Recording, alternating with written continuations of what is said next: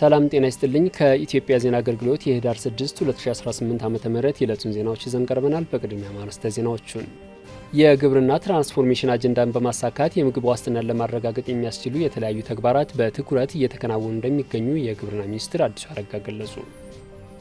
የመደመር መንግስት ጥበብ ለሀገር ብልጽግናና እድገት የማይተካ ሚና እንዳለው በግልጽ ማስቀመጡን የባህልና ስፖርት ሚኒስትር ሸዊት ሻንካ ገለጹ።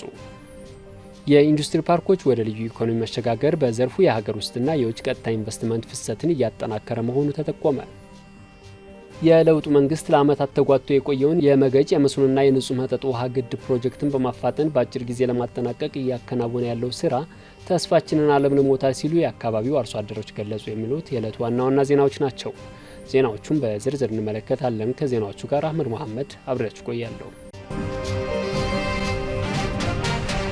የግብርና ትራንስፎርሜሽን አጀንዳን በማሳካት የምግብ ዋስትናን ለማረጋገጥ የሚያስችሉ የተለያዩ ተግባራት በትኩረት እየተከናወኑ እንደሚገኙ የግብርና ሚኒስትር አዲሱ አረጋ ገለጹ።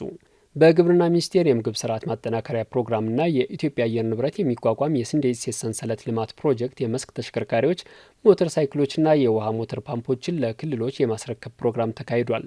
የግብርና ሚኒስትር አዲሱ አረጋ 267 የመስክ ተሽከርካሪዎች፣ 1854 ሞተር ሳይክሎች፣ 2289 ፓምፖችን ለክልሎች ለሁለቱ ከተማ መስተዳድሮችና ለፌዴራል ፈጻሚ ተቋማት በድጋፍ አስረክበዋል።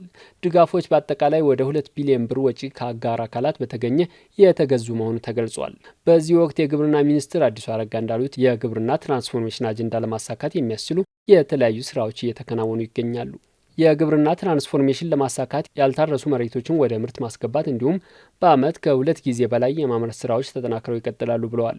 ሜካናይዜሽን ማስፋፋት፣ ፋይናንስ ተደራሽ በማድረግ የግብርና ትራንስፎርሜሽን ለማረጋገጥ የሚያስችሉ የተለያዩ ስራዎችም እየተከናወኑ መሆኑን ገልጸዋል።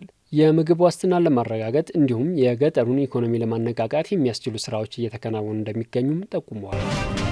የመደመር መንግስት ጥበብ ለሀገር ብልጽግናና እድገት የማይተካ ሚና እንዳለው በግልጽ ማስቀመጡን የባህልና ስፖርት ሚኒስትር ሸዊት ሻንካ ገለጹ።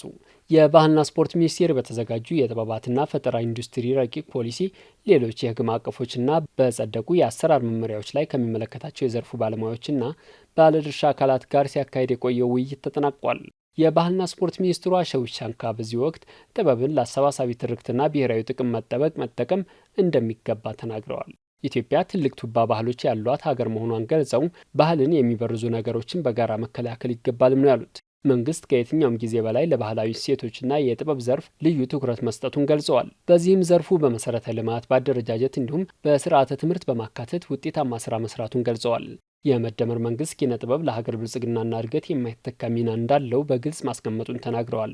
በዘርፉ እየተዘጋጁ ያሉ ማዕቀፎች የዘርፉን ተወዳዳሪነት የሚያሳድጉ መሆናቸውንም አንስተው በቀጣዮቹ ጊዜያትም ከዘርፉ ተዋንያን ጋር በትኩረት እንደሚሰራ አረጋግጠዋል። የመድረኩ ተሳታፊዎች በበኩላቸው ውይይቱ በርካታ ገንቢ ግብዓቶች የተገኙበት መሆኑን ገልጸው መሰል መድረኮች ተጠናክረው መቀጠል እንዳለባቸው አንስተዋል። በዘርፉ ለጠንካራ ሀገረ መንግስት ግንባታ፣ ለብሔራዊ ጥቅም መጠበቅና ትውልድን ለመቅረጽ ሚናቸው እንደሚወጡም አረጋግጠዋል። የኢንዱስትሪ ፓርኮች ወደ ልዩ ኢኮኖሚ መሸጋገር በዘርፉ የሀገር ውስጥና የውጭ ቀጥታ ኢንቨስትመንት ፍሰትን እያጠናከረ መሆኑን የኢንዱስትሪ ፓርኮች ልማት ኮርፖሬሽን ዋና ስራ አስፈጻሚ ዶክተር ፍስሐ ይታገሱ ገለጹ። የልዩ ኢኮኖሚ ዞን እሳቤ መተግበሩ የኢንዱስትሪዎችን የምርት ብዝሃነትና ውጤታማነት በማሳደግ የአንድ ማዕከል አገልግሎትን በመክፈት ቀልጣፋ አሰራርን በመፍጠር ባለሀብቶችን የሚያበረታታ ሆኗል ብለዋል። የኢንዱስትሪ ፓርኮች ልማት ኮርፖሬሽን ዋና ስራ አስፈጻሚ ዶክተር ፍስሐ ይታገሱ የኢንዱስትሪው መስክ ለኢትዮጵያ ምጣኔ ሀብት እድገት ሚናው የላቀ መሆኑን ገልጸዋል። በዚህም ባለሀብቶች በተለያዩ የኢንዱስትሪ ፓርኮች ከውጭ የሚገቡ ምርቶችን የሚተኩና ለውጭ ገበያ የሚቀርቡ የተለያዩ ምርቶችን እያመረቱ እንደሚገኙ ጠቁመዋል። መንግስት ለዘርፉ በሰጠው ልዩ ትኩረት የኢንዱስትሪ ፓርኮችን ወደ ልዩ ኢኮኖሚ ዞን የማሸጋገር ስራ መከናወኑን ጠቅሰዋል። በዚህም ኮርፖሬሽኑ ከሚያስተዳድራቸው ኢንዱስትሪ ፓርኮች ውስጥ 10ሩ ወደ ልዩ ኢኮኖሚ ዞን እንዲገቡ መደረጉን አንስተዋል።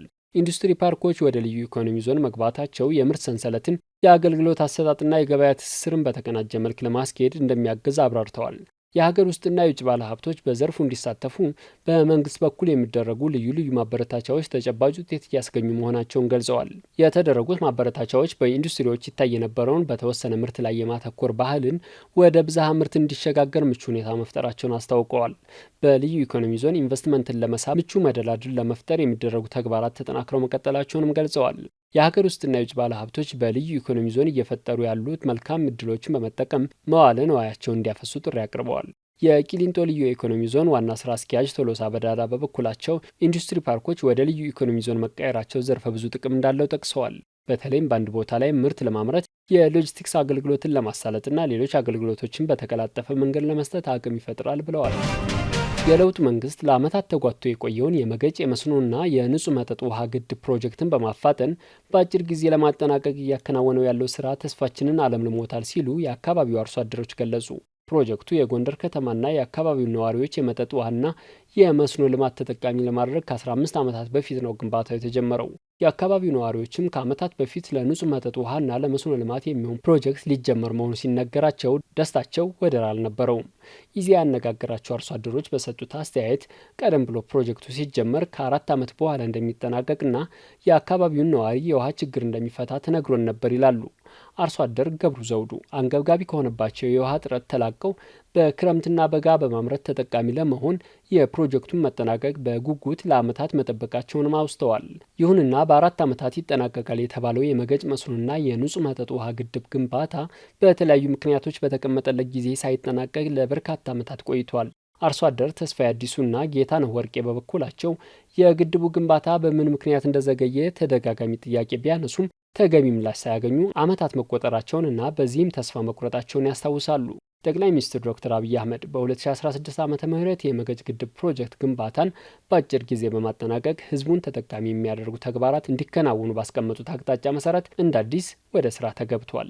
አርሶ አደሮች እንደሚሉት መንግስት በአዲስ መልኩ የመገጭ ግድብ ግንባታን እያፋጠነ በመሆኑና በአይናቸው እየተመለከቱት ባለው ቀን ከሌሊት የሚደረግ ግንባታ አፈጻጸም ከቁጭት ወጥተው ዳግም ተስፋቸው ለምልመዋል። የለውጡ መንግስት በወሰዳቸው እርምጃዎች መሰረት ፕሮጀክቱን የተረከበው ቢአይካ የተሰኘው ሀገር በቀል ተቋራጭና የኢትዮጵያ ኢንጂነሪንግ ኮርፖሬሽን የግድቡን ግንባታ በአጠረ ጊዜ ለማጠናቀቅ እየሰራን ነው ብለዋል።